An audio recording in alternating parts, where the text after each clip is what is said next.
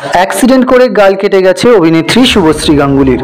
এবার স্ত্রীর গাল কেটে যাওয়ার ছবি ভক্তদের সঙ্গে শেয়ার করলেন শুভশ্রীর স্বামী রাজ চক্রবর্তী।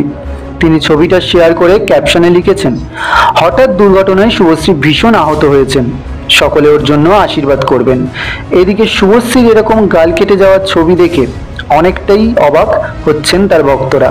তাই তো শুভশ্রীর এরকম অবস্থা দেখে কমেন্ট করেছেন অনেকেই, যাদের মধ্যে থেকে একজন লিখেছেন, দিদি একই অবস্থা হয়েছে তোমার, এই চেহারা নিয়ে এখন তুমি কাজ করবে কেমন করে।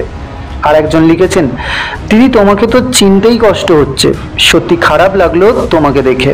কেউ বা লিখেছেন, নায়িকাদের চেহারাই সবকিছু, সেই চেহারায় যদি এই অবস্থা হয় বিষয়টা সত্যিই দুঃখজনক। তো বন্ধুরা, শুভশ্রী গাঙ্গুলীর এই অবস্থা দেখে আপনার কতটা খারাপ লাগছে তা অবশ্যই কমেন্ট করে জানাবেন।